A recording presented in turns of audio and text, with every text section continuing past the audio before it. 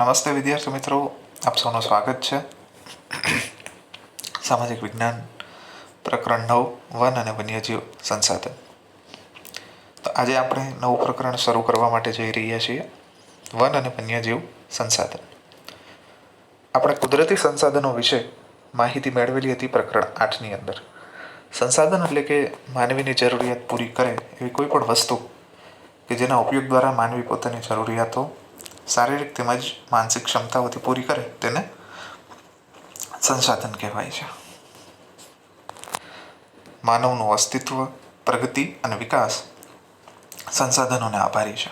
આદિકાળથી કુદરત પાસેથી વિભિન્ન ચીજો મેળવીને આપણે આપણી જરૂરિયાતોની પૂર્તિ કરતા આવ્યા છીએ, જેમાં જંગલો અતિ મહત્વનું સંસાધન લેખાય છે. જંગલોનો સામાન્ય અર્થ વૃક્ષો, ઝાખરા કે ઘાસનો સમુચ્ચય એટલે કે સમૂહ.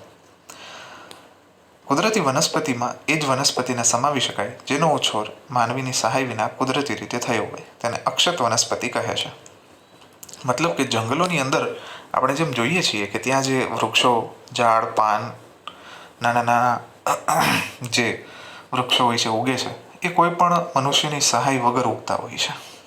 મતલબ કે ત્યાં કોઈ આપણે પાણી પીવડાવવા માટે નથી જતા, તેની સાર સંભાળ રાખવા માટે નથી જતા, પરંતુ કુદરતી રીતે જ માનવીની સહાય વિના તેનો વિકાસ થતો જાય છે. એવી વનસ્પતિને અક્ષત વનસ્પતિ કહેવામાં આવે છે. હવે માત્ર ભારતમાં આ પ્રકારની વનસ્પતિ હિમાલય, સુંદરવન અને થરના રણના દુર્ગમ વિસ્તારોમાં જોવા મળે છે. જંગલોનું વર્ગીકરણ. આ વર્ગીકરણ જુદી જુદી દ્રષ્ટિએ કરવામાં આવે છે. આબોહવાને આધારે જંગલોના પ્રકાર તમે ધોરણ 9માં શીખી ગયા છો. અહીંયા આપણે વહીવટી, માલિકી અને વ્યવસ્થાપનની દ્રષ્ટિએ પડતા જંગલોના 3 પ્રકારો જાણીશું. તો સૌપ્રથમ વહીવટી દ્રષ્ટિએ જંગલોના 3 પ્રકાર છે. એટલે કે સરકાર જે પ્રમાણે વહીવટ કરે છે સમગ્ર રાજ્યનો, એની અંદર આવતા જંગલોનો વહીવટ કયા આધારે થાય છે, મતલબ એનું વર્ગીકરણ કઈ આધારે હોય છે આપણે જાણીએ. સૌથી પહેલા તો અનામત જંગલ, રિઝર્વડ ફોરેસ્ટ. આ પ્રકારના જંગલો સરકારી તંત્રના સીધા નિયંત્રણમાં હોય છે. આ વસ્તુ નોંધવા લાયક છે કે સરકારી તંત્રનું નિયંત્રણ ડાયરેક્ટ હોય છે. એમાં લાકડા કાપવા કે વીણવા તથા પશુ ચરાણ માટે પ્રવેશ કરવાની મનાઈ હોય છે. તો આ પ્રકારના જંગલોની અંદર સરકારનું સંપૂર્ણ નિયંત્રણ હોય છે એવું પણ આપણે કહી શકીએ. ત્યારબાદ છે સંરક્ષિત જંગલ, પ્રોટેક્ટેડ ફોરેસ્ટ. આ પ્રકારના જંગલોની દેખભાળ સરકારી તંત્ર દ્વારા કરાય છે. વૃક્ષોને હાનિ પહોંચાડ્યા સિવાય લાકડા વીણવાની અને પશુ ચરાણની સ્થાનિક લોકોને છૂટ હોય છે. તો સંરક્ષિત જંગલોની અંદર એની દેખભાળ જે રહી એ સરકારી તંત્ર દ્વારા થાય છે, તેમજ એની અંદર આંશિક રૂપે છૂટછાટ આપેલી હોય છે, જેવી કે પશુ ચરાવવાની, લાકડા વીણવાની આવી પ્રવૃત્તિઓની ત્યાં છૂટછાટ હોય છે. અવર્ગીકૃત જંગલ. આ પ્રકારના જંગલોનું વર્ગીકરણ હજુ સુધી થયું નથી. અહીં વૃક્ષો કાપવા તથા પશુ ચરાવવા પર કોઈ પ્રતિબંધ નથી. બરાબર. આ 3 મુખ્યત્વે પ્રકાર થઈ ગયા જંગલોના: અનામત સંપૂર્ણ નિયંત્રણ, સંરક્ષિત આંશિક નિયંત્રણ અને અવર્ગીકૃત કોઈ પણ નિયંત્રણ વગરના. ત્યારબાદ આપણે જોઈએ માલિકી, વહીવટ અને વ્યવસ્થાપનની દ્રષ્ટિએ જંગલોના પ્રકાર. તો આ દ્રષ્ટિએ જોવા જઈએ તો જંગલોને મુખ્ય 3 વિભાગમાં વહેંચવામાં આવે છે. પહેલું છે રાજ્યની માલિકીનું જંગલ. એટલે આની અંદર જંગલો ઉપર નિયંત્રણ કા રાજ્ય સરકાર અથવા તો કેન્દ્ર સરકારનું હોય છે. મોટાભાગના જંગલ વિસ્તારો આની અંદર જ આવે છે. સામુદાયિક વન, કોઈ સમુદાયનું. આ પ્રકારના જંગલો સ્થાનિક સ્વરાજ્યની સંસ્થાઓ જેમ કે તાલુકા પંચાયત હોય, જિલ્લા પંચાયત છે, નગરપાલિકા, મહાનગરપાલિકા વગેરેનું નિયંત્રણ હોય છે. મતલબ કે રાજ્યથી એક કદમ નીચે. ખાનગી જંગલ, પ્રાઇવેટ ફોરેસ્ટ. તો ખાનગી જંગલોની માલિકી વ્યક્તિગત હોય છે. ઓડિશા, મેઘાલય, પંજાબ અને હિમાચલ પ્રદેશમાં આ પ્રકારના જંગલો વિશેષ જોવા મળે છે. જોકે આ પ્રકારના ઘણા ખરા જંગલો ક્ષત વિક્ષત અવસ્થામાં તો કેટલાક ઉજ્જડ અવસ્થામાં આવી ગયા છે. મતલબ કે જંગલોનું દેખભાળ કરવી, એને નિયંત્રણમાં રાખવું, આ વસ્તુઓ અઘરી હોવાને લીધે મુખ્યત્વે ખાનગી જંગલોનું અસ્તિત્વ ધીમે ધીમે અટકતું જાય છે અથવા તો નાશ પામતું જાય છે. ત્યારબાદ છે નિર્વનીકરણ. જંગલ વિનાશ. શબ્દ જ ખૂબ જ ભયંકર છે. વિનાશ જંગલોનો. ચલો આપણે જોઈએ. નિર્વનીકરણ એટલે જંગલોનું નષ્ટ થવું. આ વાક્ય ખાસ ટીક માર્ક કરજો આપ સૌ. જંગલોનું નષ્ટ થવું એને કહી શકાય જંગલોનો વિનાશ અથવા તો નિર્વનીકરણ. અત્યંત ઊંચા દરે થતું નિર્વનીકરણ આપણા દેશની નહીં પણ સમગ્ર વિશ્વની મુખ્ય સમસ્યા પૈકીની એક છે. તો આપણા સૌની સમસ્યા જો એક હોય અત્યારના સમયમાં એ છે નિર્વનીકરણ. માનવીની વિકાસ યાત્રાનું પરિણામ તેને ગણી શકાય. જો કે કુદરતી રીતે પણ વૃક્ષો નાશ પામે છે પણ તે માનવીની હસ્તક્ષેપથી થતા વિનાશની તુલનામાં નગણ્ય છે. જેમ કે કુદરતી રીતે આગ લાગવી, વધારે વરસાદને લીધે જંગલોનું નિકંદન નીકળવું, આ બધાને લીધે જંગલોનો વિનાશ થોડે ઘણે અંશે થાય છે પણ ઓછો છે. પરંતુ જો માનવીના હસ્તક્ષેપથી જે જંગલોનો વિનાશ થાય છે તેની અસર સૌથી વધારે છે. ત્યારબાદ છે નિર્વનીકરણની અસરો. નિર્વનીકરણ અસરો વ્યાપક રીતે અનુભવાય છે. વાતાવરણમાં કાર્બન ડાયોક્સાઇડની માત્રા વધતી જાય છે. ગ્રીન હાઉસ ઇફેક્ટ વધારે ઘેરી બને છે. ધોરણ 9માં પણ તમે કદાચ ભણી ગયા હશો ગ્રીન હાઉસ ઇફેક્ટ વિશે. તેમજ વૃક્ષોનું આચ્છાદન દૂર થતાં માટીના ધોવાણથી ખેતી ફળદ્રુપતાની સમસ્યા વધે છે. તો જેવી રીતે આપણે કુદરતી સંસાધનમાં જોયું કે વધારે પડતા જમીન ધોવાણ શેનાથી થાય છે તો વૃક્ષોનું નિકંદન નીકળવાથી. દ્વીપકલ્પીય ભારતના જંગલોમાં મોટા પાયા પર થયેલા નિર્વનીકરણના કારણે જંગલ વિસ્તાર ઘટ્યો છે. વળી અનેક સજીવોએ પોતાના કુદરતી આવાસો ગુમાવ્યા. તેના પરિણામે વન્યજીવો ખોરાક અને પાણીની શોધમાં માનવ વસવાટના ક્ષેત્રો તરફ આવી ચડે છે. તો જેવી રીતે આપણે આપણા ઘરમાં રહેતા હોઈએ છીએ પરંતુ આપણા ઘરની અંદર કોઈ ચડાઈ કરે અથવા તો કોઈ પેશકદમી કરે તો આપણે શું કરવું પડે? આપણે ઘરમાંથી બહાર નીકળી જઈએ છીએ. પરંતુ આપણે મનુષ્ય તરીકે પ્રતિકાર કરી શકીએ છીએ, કાયદાકીય રીતે લડી શકીએ છીએ, પરંતુ પ્રાણીઓ તો મૂંગા છે. પ્રાણીઓ, પક્ષીઓ, વનસ્પતિઓ, જીવજંતુઓ આ બધા તો બોલી નથી શકતા. એટલે જ્યારે આપણે જંગલોનો વિનાશ કરીએ છીએ અથવા તો એમના ઘરની અંદર એટલે કે જંગલોમાં આપણે પ્રવેશીએ છીએ, ત્યાં રિસોર્ટ્સ, ત્યાં વધારે પડતા ફરવા હરવાના સાધનો ઉપલબ્ધ કરીએ છીએ, તો આપણે શું કરીએ છીએ? એમના ઘરમાં આપણે પેશકદમી જેવું કરીએ છીએ. હવે સ્વાભાવિક છે કે જે જંગલોના પ્રાણીઓ હોય છે એ મનુષ્યો સાથે રહેવા ટેવાયેલા નથી. એટલા માટે એ પ્રાણીઓ ધીમે ધીમે એ વિસ્તારમાંથી લુપ્ત થતા જાય છે અને બીજા વિસ્તાર તરફ આગેકૂચ કરે છે.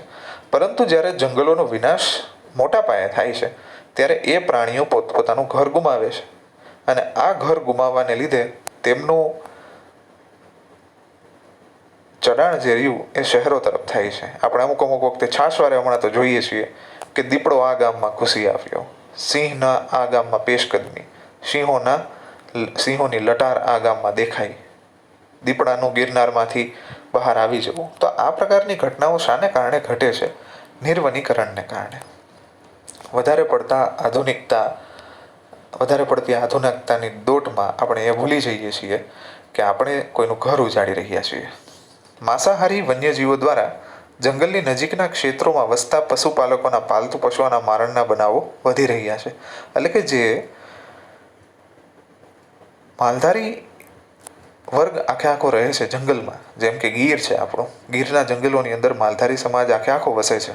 એમના જે એમના જે પશુઓ છે, જે પાલતુ પશુઓ છે, એના ઉપર થતા મારણના બનાવો બહુ વધી રહ્યા છે. એનું કારણ શું છે? કારણ કે જંગલોની અંદર નિર્વનીકરણ થવાથી જે બીજા જીવો રહ્યા, હરણ છે, ભેંસ છે, જંગલી ભેંસ છે, પછી એવા પ્રાણીઓ કે જે માંસાહારી પ્રાણીઓનો મુખ્ય ખોરાક છે. હવે જો એ પ્રાણીઓ નહીં હોય તો સિંહ, વાઘ, દીપડા આ પ્રાણીઓ ખોરાકની શોધમાં ક્યાંક ને ક્યાંક તો જવાના જ છે.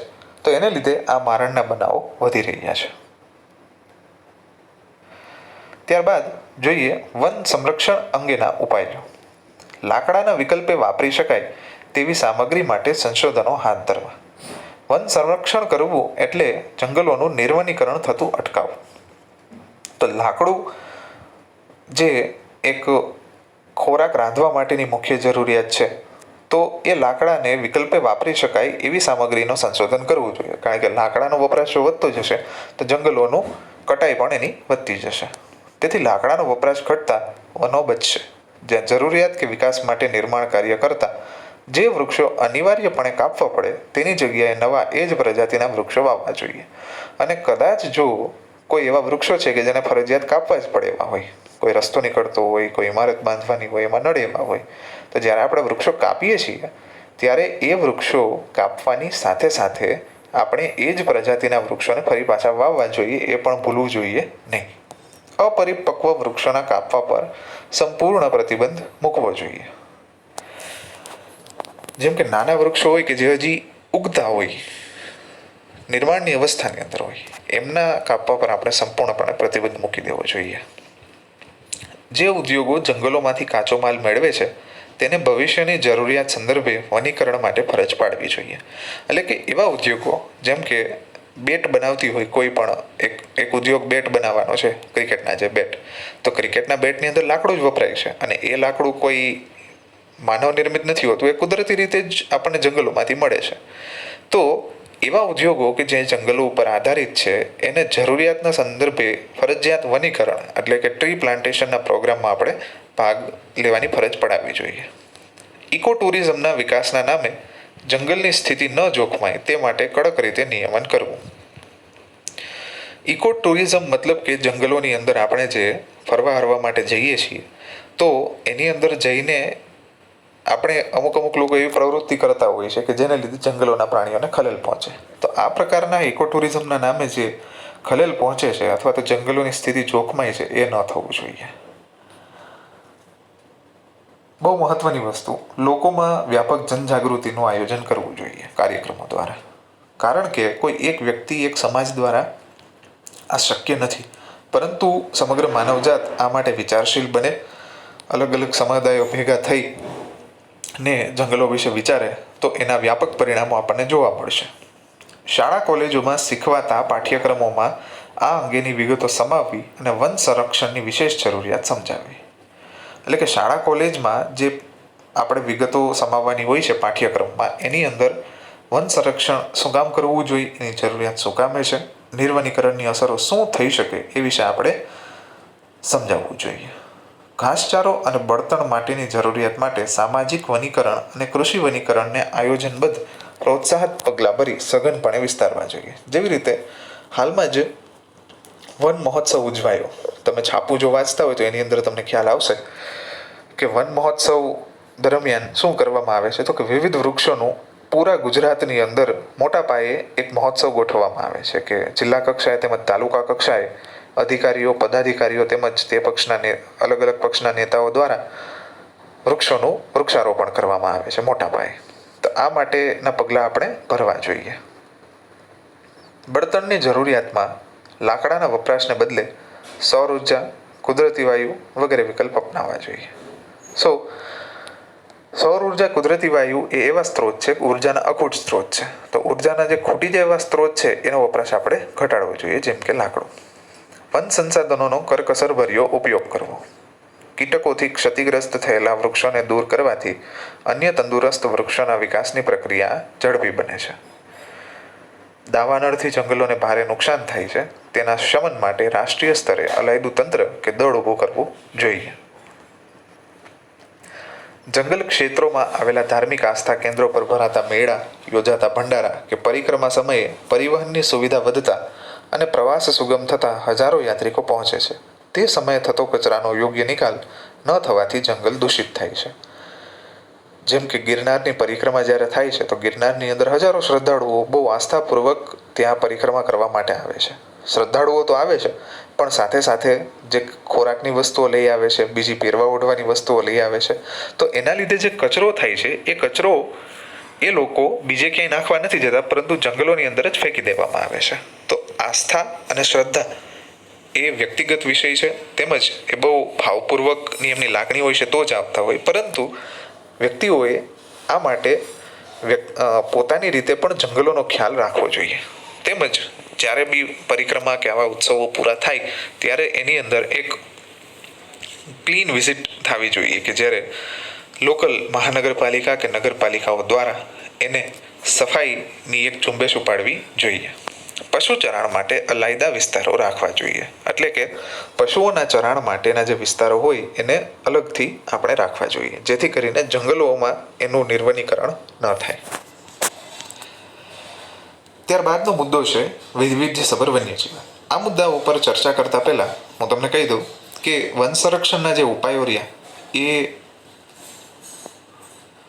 8 કે 10 જેટલા ઉપાયો છે. એમાંથી કોઈ પણ 7 ઉપાયો તમને જે ગમે, તમને જે યાદ રહે એવા હોય એવા ઉપાયો તમે નોટ ડાઉન કરી અને પછી પ્રશ્નોની અંદર લખી શકો છો. બરાબર. ચલો આગળ વધીએ વૈવિધ્યસભર વન્યજીવન ઉપર. ભારતમાં આબોહવા અને ભૂપૃષ્ઠની દ્રષ્ટિએ ઘણી વિવિધતા જોવા મળે છે. આ ભૌગોલિક વૈવિધ્યના કારણે જીવજંતુઓ, પશુ પક્ષીઓ અને વનસ્પતિમાં વિવિધતા જોવા મળે છે. વિશ્વમાં પશુ પક્ષીઓની લગભગ 15 લાખ જેટલી પ્રજાતિઓ છે.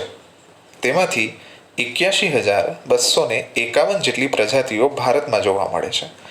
જૈવ વિવિધતાની દ્રષ્ટિએ જોઈએ તો ભારત વિશ્વમાં 12મા સ્થાને છે. ભારતમાં એશિયા, યુરોપ અને આફ્રિકાના ત્રણેય પ્રકારના વન્યજીવો જોવા મળે છે. આફ્રિકાના ચરક, ચિંકારા, યુરોપીય વરુ, જંગલી બકરીઓ અને કાશ્મીરી મૃગ, દક્ષિણ પૂર્વ એશિયાના હાથી, ગિબન વાંદરાની એક જાત વગેરે જોવા મળે છે. તેમજ ભારતના જૈવ વૈવિધ્યમાં કાળા રંગના રીંછ, એકશિંગી ભારતીય ગેંડો, હરણ, વિવિધ પ્રકારના સાપ, મુખ્ય પક્ષીઓમાં મોર, ઘોરાડ, બાજ, કલકલિયો, સુરખાબ અને સારસ જોવા મળે છે. હિમાલયમાં ઊંચાઈ પર જોવા મળતો હિમદીપડો અને ત્યાં જ શીત વનોમાં જોવા મળતું લાલ પાંડા વિશિષ્ટ પ્રાણીઓ છે. દુનિયામાં વર્તમાન સમયમાં ભારત એકમાત્ર એવો દેશ છે કે જેમાં વાઘ અને સિંહ તેના કુદરતી આવાસમાં વિચરે છે. એટલે કે વાઘ અને સિંહ ખાલી માત્ર પ્રાણી સંગ્રહાલયમાં નહીં પરંતુ જંગલોની અંદર વિચરતા જોવા મળે છે. શિયાળા દરમિયાન રાજસ્થાનમાં કેવલાદેવના રાષ્ટ્રીય ઉદ્યાન, ભરતપુર અને ગુજરાતના નળ સરોવર જેવા જળપ્લાવિત વિસ્તારોમાં અસંખ્ય યાયાવર પક્ષીઓ દૂર દૂરથી શિયાળો ગાળવા આવે છે. ઓડિશાના સમુદ્ર કિનારાના રેતીના તટે સમુદ્રી કાચબા ઈંડા મૂકવા આવે છે. ભારતીય અજગર અને વિવિધ પ્રકારના સાપ તથા દક્ષિણના ગીચ વર્ષાવનોમાં રાજનાગ જોવા મળે છે. તો આ હતું આપણું વૈવિધ્યસભર વન્યજીવન. આમાં જેટલા બી પક્ષીઓ, પ્રાણીઓ, જીવજંતુઓ તેમજ વનસ્પતિ વિશે વાત કરેલી છે એમાંથી તમે 3-3, 4-4 ઉદાહરણ લઈને ટૂંકનોંધના સ્વરૂપમાં લખી શકો છો. જેમ કે અહીંયા લખેલું છે આફ્રિકાના ઝરખ, ચિંકારા, યુરોપીય વરુ, જંગલી બકરીઓ, કાશ્મીરી મૃગ. તો આ બધામાંથી કોઈ પણ 4 પ્રાણીઓના નામ તમે શોધી અથવા તો તમને જે યાદ રહે એવા હોય તે લખી શકો છો. બરાબર. લુપ્ત થતું વન્યજીવન આગળનો મુદ્દો છે, ચર્ચાનો વિષય. ચલો આવો જોઈએ. લુપ્ત થતું વન્યજીવન એટલે કે એવા વન્યજીવો કે જે અત્યારના સમયમાં લુપ્ત થવાના આરે છે. બરાબર. આજે વિશ્વના અસંખ્ય વન્યજીવો વિનાશ થવાના આરે ઉભેલા છે. ગત સદીની શરૂઆતમાં વાઘ સમગ્ર ભારતમાં જોવા મળતા હતા. તે સમયગાળામાં ગુજરાતમાં ઈડર, અંબાજી, પંચમહાલ અને ડાંગના જંગલોમાં વાઘ જોવા મળતા હતા. આજે ગુજરાતના જંગલોમાંથી વાઘ સંપૂર્ણપણે નષ્ટ થયા છે.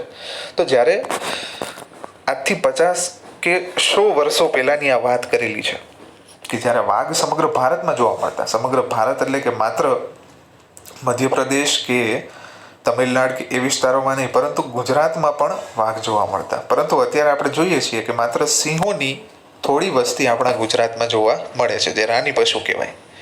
જંગલમાંથી ચિત્તો તો નષ્ટ જ થઈ ચૂક્યો છે. અગાઉ ભારતના જંગલોમાં સહજ જોવા મળતી અનેક પક્ષીઓની જાતિઓ હવે ભાગ્યે નજરે પડે છે. કેમ કે નિર્વનીકરણની અસરો એટલી વિશાળ છે કે એને લીધે અમુક પક્ષીઓની જાતિ, હવે પક્ષીઓનું ઘર જ વૃક્ષો છે અને વૃક્ષો જો કપાતા જશે તો એમના ઘર નહીં રહે. હવે ઘર નહીં રહે તો પક્ષીઓ ખાવા પીવાનું, એમને રહેવાનું સ્થળ જ ગુમાવી દેશે. તો ધીમે ધીમે એ પક્ષીઓ દૂર દેશાંતર કરી જાય છે. એમાં ગીધ, ગુલાબી ગરદનવાળી બતક, સારસ અને ઘુવડ વગેરે ભવિષ્યમાં લુપ્ત થવાની તૈયારીમાં છે. પૂર્વોત્તરના અરુણાચલ પ્રદેશમાં એક સમયે વ્યાપક પ્રમાણમાં જોવા મળતા મોટા ચિલોતરા આજે સરળતાથી જોવા મળતો નથી.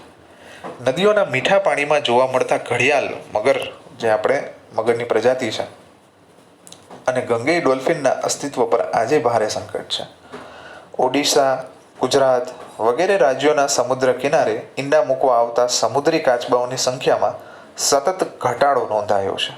એક સમયે ગુજરાતની નર્મદા, તાપી, મહી અને સાબરમતી સહિતની નદીઓમાં જોવા મળતી જળબિલાડી તે ક્ષેત્રમાં લગભગ લુપ્ત થવાના આરે છે. આ સ્થિતિ અંગે આપણે ગંભીરતાથી વિચાર કરવાનો સમય આવી ગયો છે.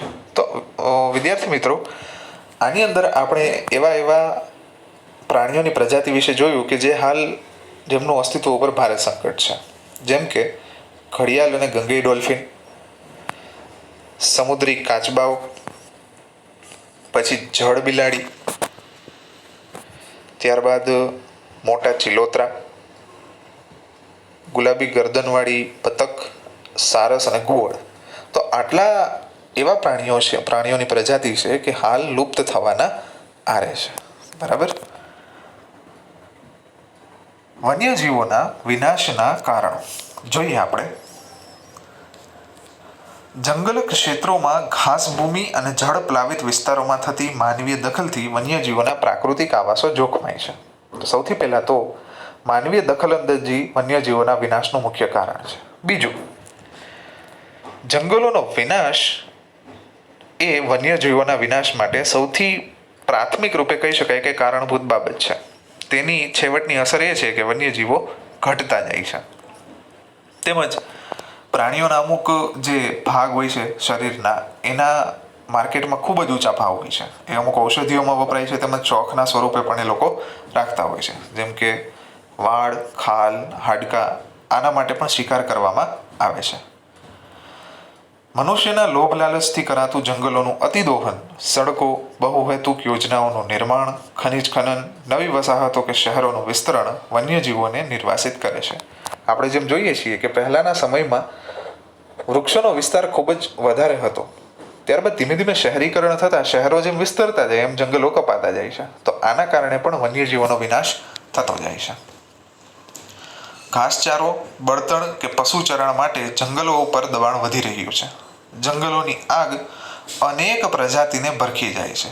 આ આગ જો બચ્ચા ઉછેરવાની કે ઈંડા સેવવાના ગાળામાં લાગે ત્યારે વન્ય પ્રાણીઓની સંખ્યા પર ઘણી મોટી નકારાત્મક અસરો થાય છે. પોતાના કુદરતી નિવાસ નષ્ટ થવાથી બેઘર બની વન્ય ક્ષેત્રમાંથી બહાર આવી ગયેલા પ્રાણીઓ માનવી સાથેની અથડામણમાં ક્યારેક જીવ ગુમાવે છે. જેમ કે દીપડાઓ અથવા તો સિંહ જ્યારે જંગલની બહાર આવી જાય અને ખૂબ જ મોટા પ્રમાણમાં જ્યારે તારાજી સર્જે, જેમ કે કોઈ પશુઓનું મારણ કરે, કોઈ વ્યક્તિઓનું મારણ કરી નાખે, ત્યારે ફરજિયાત પડે એને નિયંત્રણમાં લાવવા માટે કાં તો એને ગોળીએથી મારી નાખવા પડે છે અથવા તો એને કેન પ્રકારે એમનો જીવ ગુમાવવો પડે છે. પ્રાણી ઔષધિઓ કે સુગંધી દ્રવ્યો મેળવવા કરાતો શિકાર તે પ્રજાતિને વિલુપ્તિના આરે લાવી દે છે. બરાબર. આ હતા વન્યજીવોના વિનાશના કારણો. 7 છે, સાથે 7 આપ સૌએ યાદ રાખવાના છે. ચલો, અહીંયા સુધી આજનો લેક્ચર આપણે રાખીએ. હવે પછીના લેક્ચરમાં આપણે આગળ વધશું વન્યજીવોનું સંરક્ષણ કઈ રીતના કરી શકાય.